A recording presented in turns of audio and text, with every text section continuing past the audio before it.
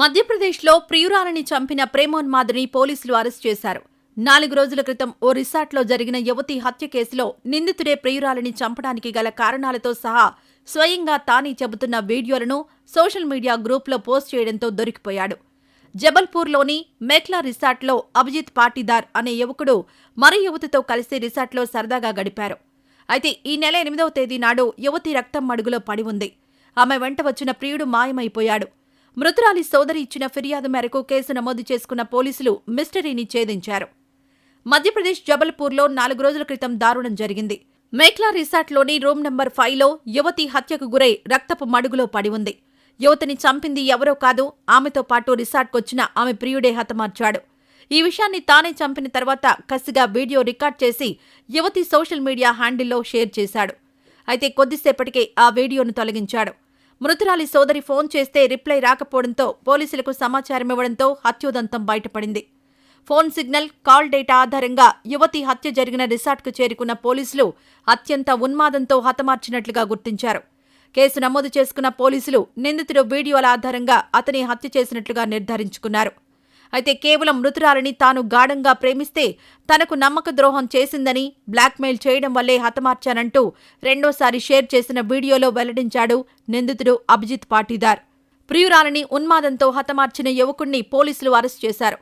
పోలీసుల విచారణలో కూడా తానే చంపినట్లుగా నేరస్తుడు పాటీదార్ అంగీకరించాడు. కేసు నమోదు చేసుకున్న పోలీసులు అసలు ఆ రాత్రి రిసార్ట్లో ఏం జరిగింది, యువతి ప్రవర్తనపై నిందితుడు అభిజిత్ పాటీదార్కు ఎందుకు అంత దారుణానికి పాల్పడ్డాడనే విషయంపై ఆరా తీస్తున్నారు. ఇక ఇదిలా ఉంటే వరుసకు బావ మరదళ్లు అనుకోకుండా ప్రేమలో పడ్డారు. అయితే వీరి ప్రేమ వ్యవహారం పెద్దలకు తెలపలేదు. చెబితే ఒప్పుకోరని అనుకున్నారేమో, ఇంట్లో నుంచి వెళ్లిపోయి వివాహం చేసుకున్నారు. అయితే ఇంతలో ఏమైందో తెలియదు, ఓ హోటల్ గదిలో విగత జీవులుగా కనిపించారు. శ్రీకాకుళం జిల్లాకు చెందిన ప్రేమ జంట ఆత్మహత్య ఉదంతం మంగళవారం వెలుగుచూసింది. పోలీసులు తెలిపిన వివరాల ప్రకారం శ్రీకాకుళం జిల్లా లావేరు మండలం చిన్నకొత్తపేట ప్రాంతానికి చెందిన కందివలస దామోదర్ డిగ్రీ చదువుతున్నాడు. అదే జిల్లా బలగం గ్రామానికి చెందిన ఆదపాక సంతోషి కుమారి ఇంటర్ 2వ సంవత్సరం చదువుతోంది. వీరిద్దరికీ తాజాగా ఓ వివాహ వేడుకలో పరిచయం ఏర్పడింది. అనంతరం వీరి పరిచయం కాస్త ప్రేమగా మారింది. సోమవారం సాయంత్రం 2 టౌన్ పోలీస్ స్టేషన్ పరిధిలోని గొల్లలపాలెం రామాలయం సమీపంలో ఐఎన్ రెసిడెన్సీలో సోమవారం మధ్యాహ్నం 12 గంటలకు గది తీసుకున్నారు. అయితే మంగళవారం సాయంత్రం వరకు వీరిద్దరూ బయటకు రాకపోవడాన్ని హోటల్ సిబ్బంది గమనించింది. అంతేకాకుండా వారి గది నుంచి కొద్దిగా దుర్వాసన రావడంతో అనుమానం వచ్చిన హోటల్ సిబ్బంది పోలీసులకు సమాచారం అందించారు.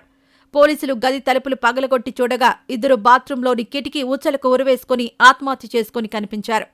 యువతి మెడలో పసుపు తాడు ఉంది. ప్రేమికుల బలవన్మరణానికి కారణాలు తెలియరాలేదు. దీంతో స్థానికంగా ఉంటున్న వారి బంధువులు విషయం తెలుసుకుని హోటల్ వద్దకొచ్చారు. ఇటీవలే వారిద్దరూ సన్నిహితంగా ఉంటున్నారని, అంతకుమించి తనకేమీ తెలియదని అన్నారు. ప్రేమికుల మృతదేహాల్ని పోస్టుమార్టం నిమిత్తం ఆసుపత్రికి తరలించినట్టు పోలీసులు తెలిపారు.